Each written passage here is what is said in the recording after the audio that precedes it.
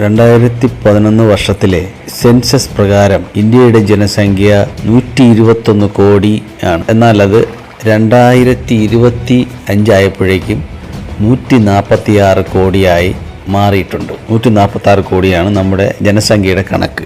എന്നാൽ 2011 ശേഷം ഇതുവരെ ഇന്ത്യയുടെ ജനസംഖ്യ കണക്ക് തിട്ടപ്പെടുത്തിയിട്ടില്ല, സെൻസസ് എടുത്തിട്ടില്ല. 2025 സെൻസസ് എടുക്കുമെന്നുള്ള കാര്യങ്ങൾ ഇവിടെ ചർച്ച ചെയ്തു വരികയാണ്.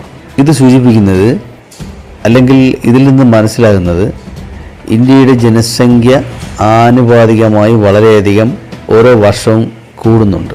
ഇന്ത്യ എന്ന മതേതര രാജ്യം, അതുപോലെ കേരളം എന്ന സംസ്ഥാനം, ഇന്ത്യയിൽ ഒരുപാട് യാത്രാ ഇളവുകളും അതുപോലെ ഇന്ത്യയിൽ ഒരുപാട് സ്വാതന്ത്ര്യവും സമത്വവും സാഹോദര്യവും എല്ലാം അനുവർത്തിച്ച് വരുന്ന ഒരു വൈവിധ്യമാർന്ന ഇന്ത്യ, ഒരു മനോഹരമായ ഇന്ത്യയാണ് നമ്മുടെ രാജ്യം. അതിലെ ഒരു സംസ്ഥാനമാണ് നമ്മുടെ കൊച്ചു കേരളം.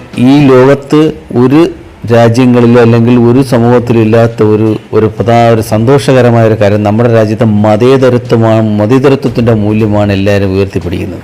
മറ്റു ഏത് രാജ്യങ്ങളിൽ പോയാലും ഈ ഒരു സ്വാതന്ത്ര്യം നമുക്ക് അനുഭവിക്കാൻ സാധിക്കില്ല. ഒന്നുകിൽ വർണ്ണങ്ങളുടെ വെറി അല്ലെങ്കിൽ വംശങ്ങളുടെ വെറി, വർണ്ണവെറിയും വംശവെറിയും ലോകത്ത് സമാധാനമില്ലാത്ത സാഹചര്യത്തിലൂടെ കടന്നു പോകുമ്പോഴും നമ്മുടെ സംസ്ഥാനത്തിൽ, നമ്മുടെ രാജ്യത്ത് മാത്രമാണ് ആ ഒരു അവസ്ഥയ്ക്ക് മാറ്റം വന്നിട്ടുള്ളത്, അല്ലെങ്കിൽ ആ അവസ്ഥ ഇന്നില്ലാത്തത്. അപ്പോൾ ഇവിടെ മതേതരത്വം ഒരു ബ്രാൻഡായിട്ട് ഉപയോഗിക്കുന്നു എന്ന് സംശയം തോന്നിപ്പോൾ. അത് എങ്ങനെ എന്ന് പറഞ്ഞാൽ, മതേതരത്വത്തിൻ്റെ മറവിൽ വിധ്വംസക പ്രവർത്തനങ്ങൾ വലിയ രീതിയിൽ കേരളത്തിൽ വർദ്ധിക്കുന്നുണ്ടോ? അത് വളരെ നിശബ്ദമായിട്ടായിരിക്കാം ഒരുപക്ഷെ.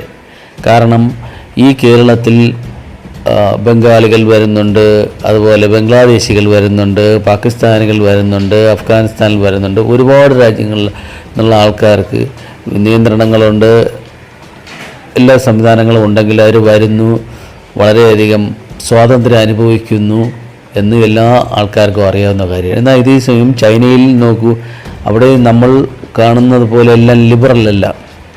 ഒരു കമ്മ്യൂണിസ്റ്റ് രാജ്യമായ ചൈനയിൽ പോലും എല്ലാ കാര്യങ്ങളും ലിബറലല്ല. അതിൻ്റെ ഒരു വ്യത്യാസം നമ്മൾ ശരിക്കും ഇവിടെ അനുഭവിക്കുന്നുണ്ട്. അപ്പോൾ അതുകൊണ്ട് തന്നെ ഇവിടെ നമ്മുടെ ഇന്ത്യയിൽ, പ്രത്യേകിച്ച് ഒരു ഒട്ടുമിക്ക പല സംസ്ഥാനങ്ങളിലും ഇതൊന്നും അവിടെയുള്ള ജനങ്ങൾ വളരെ ബോധവാന്മാരായിട്ട് അനുവദിക്കാറില്ലെങ്കിലും കേരളത്തിൽ ഇത് അനുവദിക്കുന്നുണ്ടോ അല്ലെങ്കിൽ നടക്കുന്നുണ്ടോ എന്ന് ഒരു സംശയം തോന്നാതില്ല. കാരണം ഇവിടെ ജോലിക്കായി എത്തുന്ന ബംഗാളികൾ അല്ലെങ്കിൽ ബംഗ്ലാദേശികൾക്ക് ആധാർ ഉൾപ്പെടെ നൽകി അവരിവിടെ ഒരുപാട്